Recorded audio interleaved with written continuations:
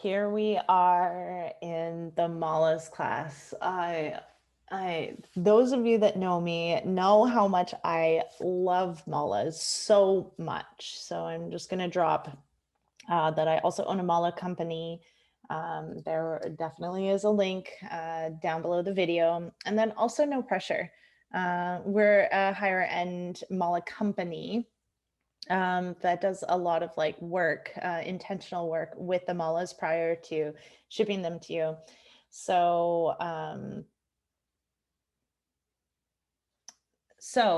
that's not accessible for everyone, and I'm really well aware of that. So I just want to put it out there that malas are not needed in any way for your spiritual practice.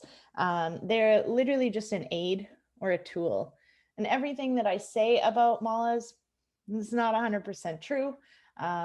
It's my experience of what malas are, and I'm offering it to you, and you can take or leave whatever feels good to you. So let's start with malas. Um, Life is really simple, but we insist on making it complicated. So, what is a mala? The mala. Mala beads are a tactile reminder during meditation and chanting. In many traditions, prayer and chanting is done in certain numbers. By running the beads through your fingers as you chant, you are able to keep track of how many times you have repeated the mantra or the prayer. Nowadays, people use malas to support them in keeping their monkey minds calm. Something that many people combat, especially when first starting meditation. And just to let you know, continuing in on your meditation practice, the monkey mind has a way of, once you think you've got everything figured out, just showing you that you don't. So having the beads can keep the mind and the hands busy to help focus. They can also help with a person's breathing. So instead of chanting or using a mantra, the beads can help you to clear your mind and track your breath with an inhale for one bead, an exhale for one bead, or even an inhale and an exhale per bead, depending on how much time you will be sitting in meditation. So the most common mala configuration is the 108 bead mala. There are 108 mantra beads and often a head bead called a guru bead. This guru bead can be a tassel, a gem, or anything that resonates with the person. And it also can be picked due to its intention. That's the lovely part. So, for example, you can pick like a rose quartz guru bead, and rose quartz represents love. And then the mantra can be about rose quartz. It can be about love. It can be about the heart chakra. So we're not limited at all here. The anatomy of a mala. So we have, on a very basic mala, we have the counter beads. We have knots in between each bead. Sometimes there's spacer beads. The guru bead, which is at the head, and then often there's a tassel. So let's look at this. I have my mala with me. I'm going to stop sharing. So this is in big. I have my mala with me that Sarin, my youngest daughter, created for me. And here we have all the pieces. So we have a tassel on this one. There can be a pendant here. And here we have the guru bead. So the way that we've designed and set up our malas is that we have a guru bead and then a bead kind of bringing the entire mala together. And from there, we then have each bead within. I am blessed, a lot of what we do is precious and semi-precious stones. You will see that this can be done. There's a little bit of lava on the end here. Lava rocks, not only do they signify they have qualities, but they also act as diffusers. So you can put essential oils on the lava beads of a necklace or a mala. And so we're also choosing the beads based on qualities. And then as the malas are knotted, the intention is sealed within each knot. So the intention of the mala is said 108 times minimum, creating this mala. It might be more, it might be less. And as mentioned, there's a tassel and or a pendant that can come at the end. So a lot of traditional malas have seeds of some sort, like red raksha and or something else. Really, we have big intentions for our malas. Therefore, all the precious and semi-precious stones that are used to enforce, empower the mantra of the entire design of the necklace. So here is one in real life. As mentioned, if you have one, great. If you don't have one, great. If you want one, awesome. If you are wondering what to get, there are so many mala companies out there. And many offer many different things. I can tell you the difference between, I probably have 10 malas. And my mala from Bali feels like a lot lighter than my North American made malas. So yeah, it's different in the same. A lot of what I'm working on right now is related to cultural appropriation. So the idea of being open and aware of where things that you are passing on came from. I've spent some time studying with a yogini from India that lives in Vancouver. And she speaks to the idea of calling it cultural appreciation as opposed to appropriation. One thing that keeps popping up in the yoga community is many people that are passing on teachings, but not really knowing where the teachings come from. An example of that is namaste.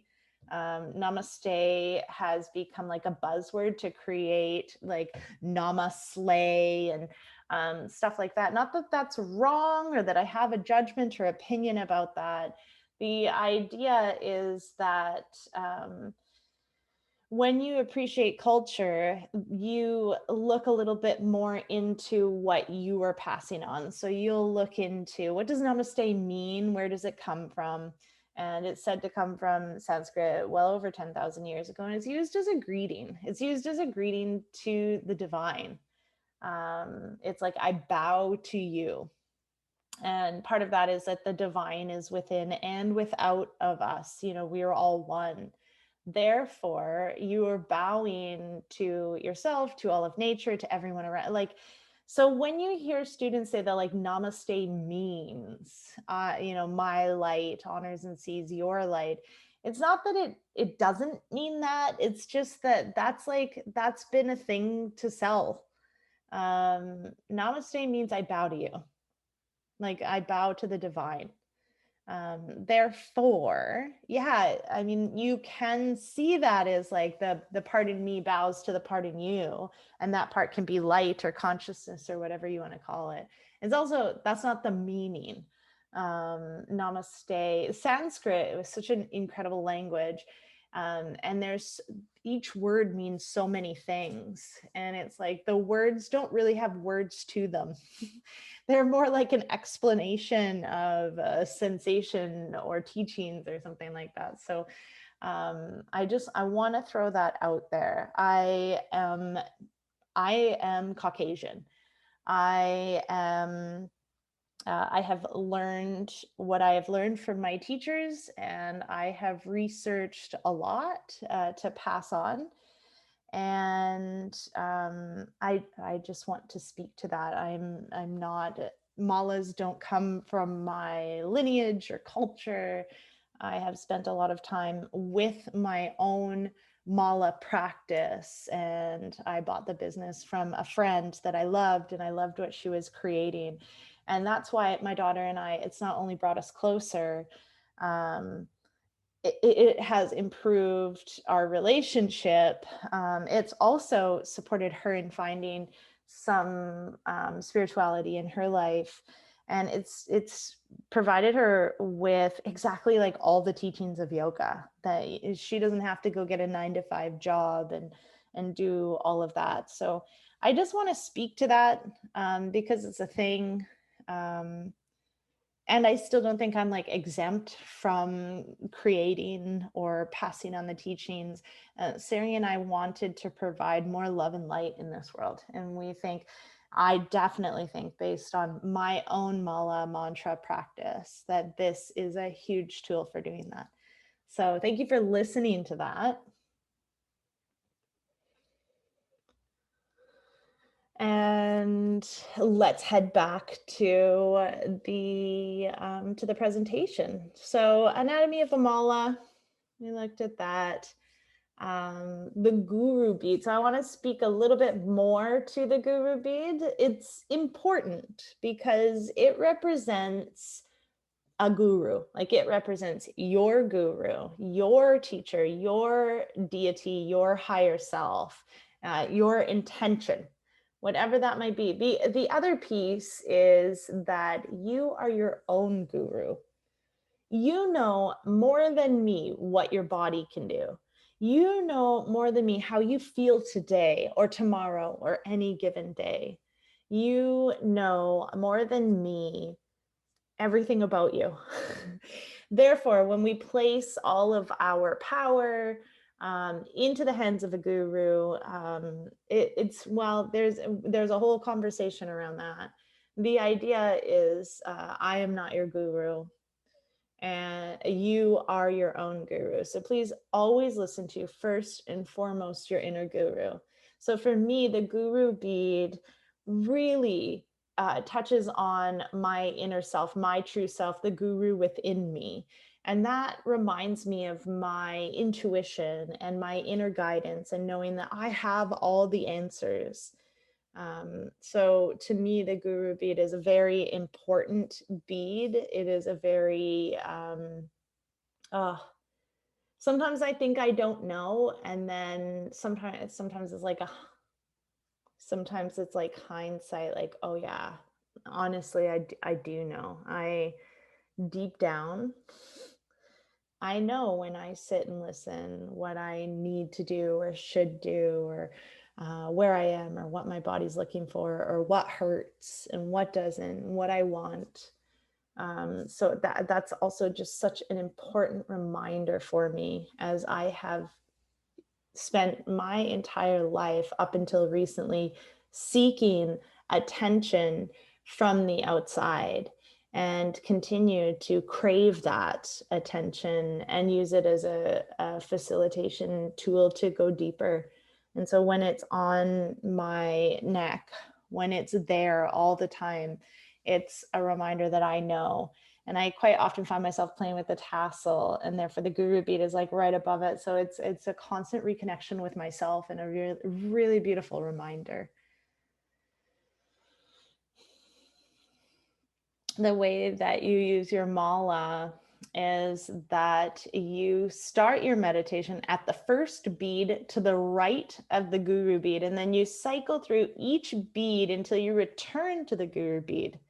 You stop. You never cross your guru.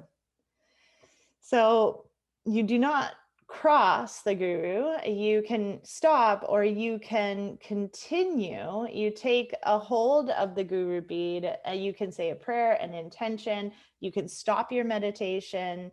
Also, if you want to do another round, you flip the mala, never crossing the guru bead, and then go through again. So the fingers all represent different pieces of your spiritual practice, and therefore are important when it comes to touching the malas and which fingers to use with it. So the thumb represents the fire element, the universal soul consciousness. The index finger represents the air element and ego. The middle finger represents the space element and the individual soul. The ring finger represents the earth element and illusion.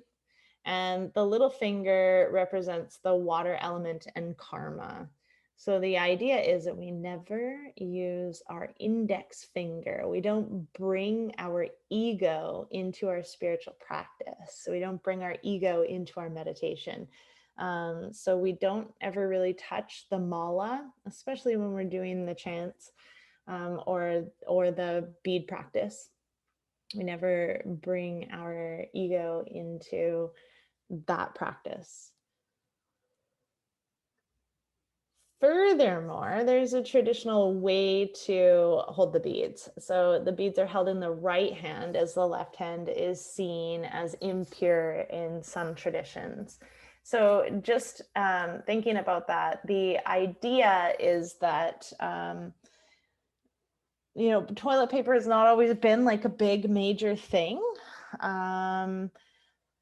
And it's a newer thing, and newer, we're talking like tens of thousands of years. That's how old yoga is. So the idea was that when cleaning, the cleaning would be done with the left hand, and any kind of eating or other behaviors would be done with the right hand. So this was kind of like the impure or the unclean hand, and then this was the pure or the clean hand. Therefore, if you touch with your left hand, there's that impression that you're touching your spiritual practice with impurity. And the beads are held and worked through the thumb and middle finger with the index finger extended. It never touches the beads. Again, this is because the index finger is related to the ego, something that is ideal to be kept out of meditation. The thumb lightly pulls the beads over the middle finger. So we'll stop share again and have a look at how we do this. So here we have the mala, and here we have the guru bead, and to you it's mirrored. So just remember this. With your right hand, you will go to the right of the guru bead and you will take a hold of the first bead.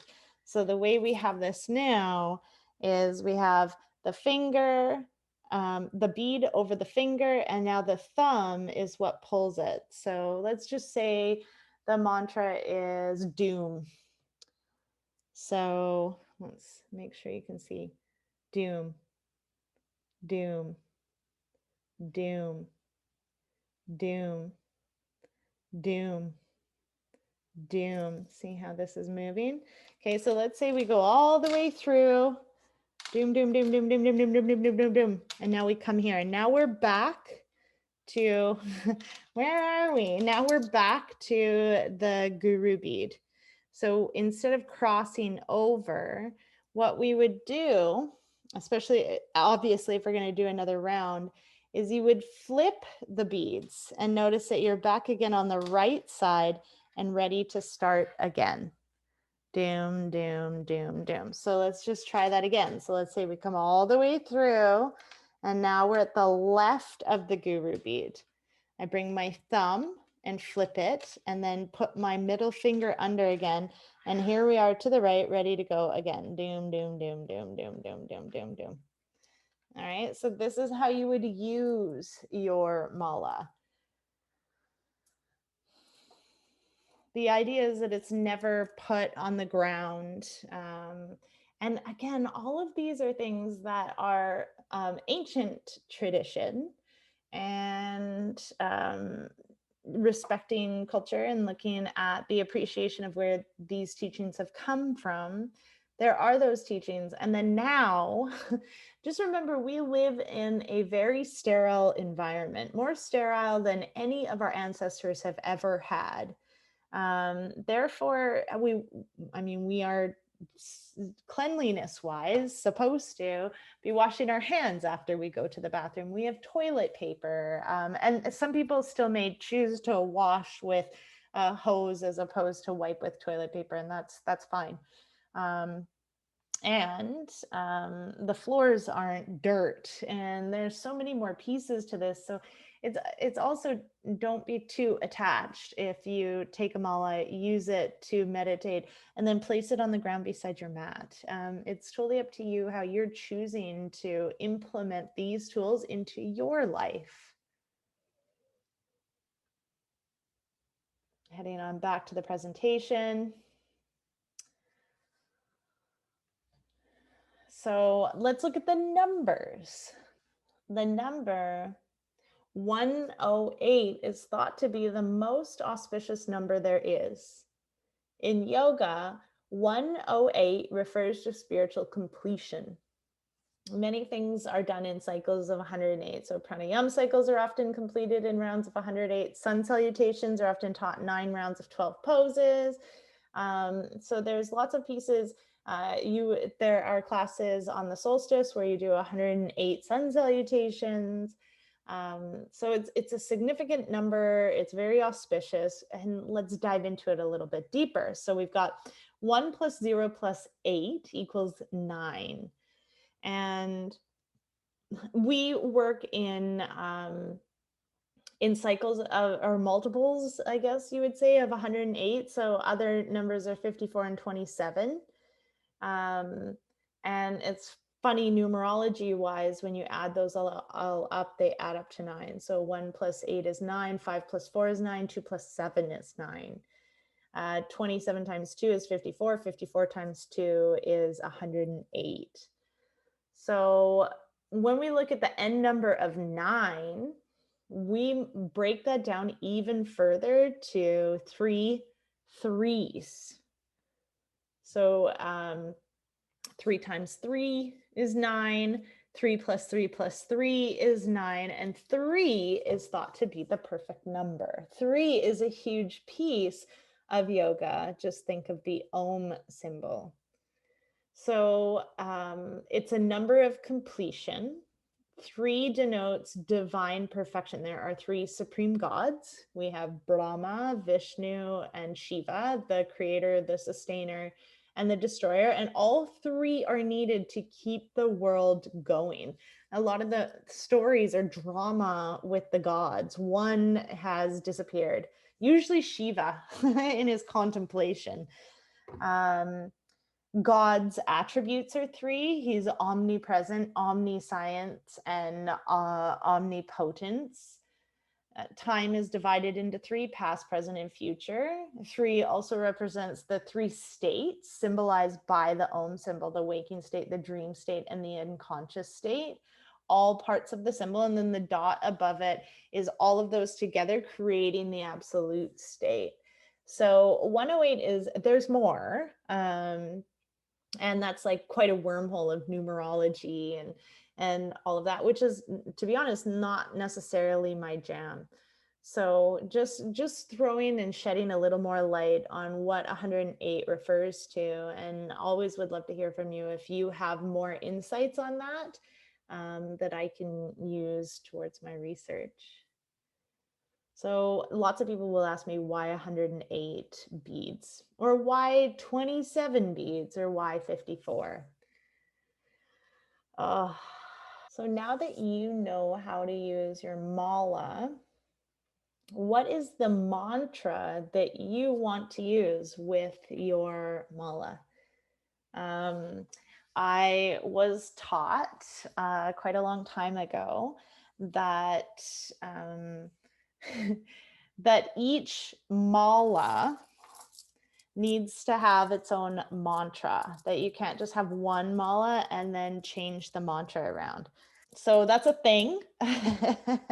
I loved it, and it supported me in like owning many, many malas. So again, these are just ideas that have been passed on to me and that align with me. So if you have a mala and you use it for each mantra, it's totally fine. All these are up to you and what it is that you want to be doing with your practice.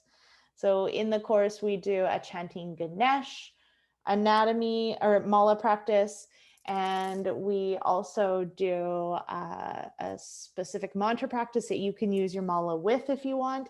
And right now, we're going to do a practice. So I would like you, if you have a mala, to grab your mala.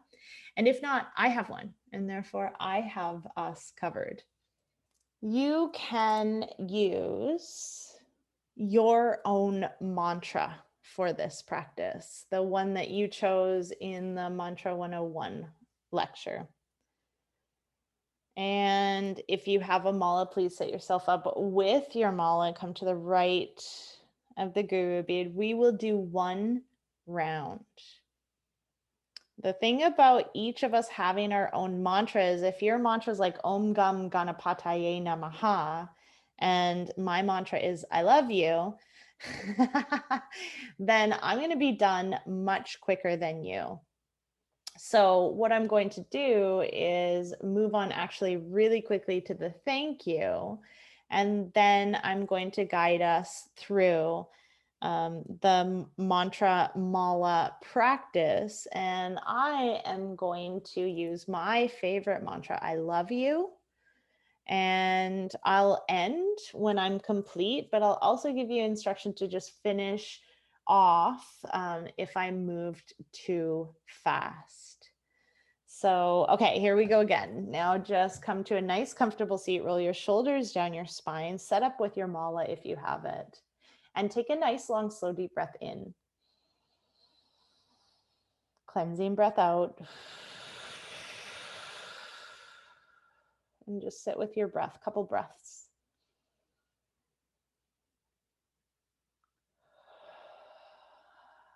Just aligning your body and aligning with your mantra. Choose your mantra. There's so many ways that you can do this practice. You can do it very slow and intentional and take breaths in between each mantra. And you can do it quicker if that's what you're looking for. You just have some time and you want to sit and say, I love you to you 108 times. Then you can just, I love you, I love you, I love you, I love you, I love you. So it's totally up to you. Now that you've aligned with your mantra, we will start to move through the mala, and or if you don't have your mala, then I will move through without it. All right, so bring your mantra to mind and just start to repeat it, moving the beads through your fingers.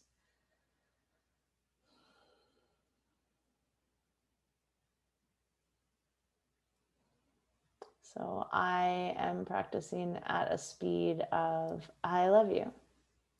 I love you. I love you. So whatever your mantra is, just stick with it. Take your time. This is not a race. This is devoted time to you, working on your inner self.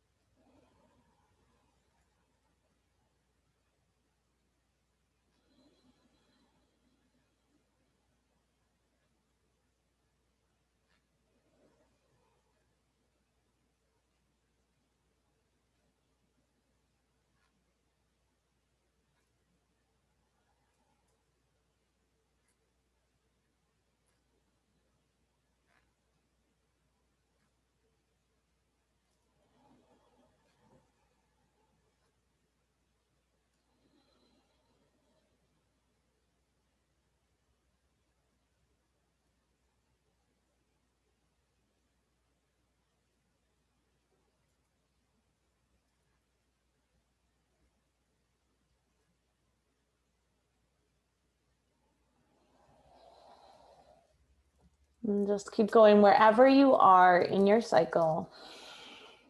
When and if you're complete, to spend some time with the guru bead, sending the mantra, the love to your inner guru, to your intention. And then find some space to sit with your mantra, to sit with the vibration of what you have just done, completed, said. And do this for as long as you feel you need to. And or if you're still with repetitions of the mantra through the mala, then please just take your time, and then take time to sit with the resonance of your mantra. Namaste.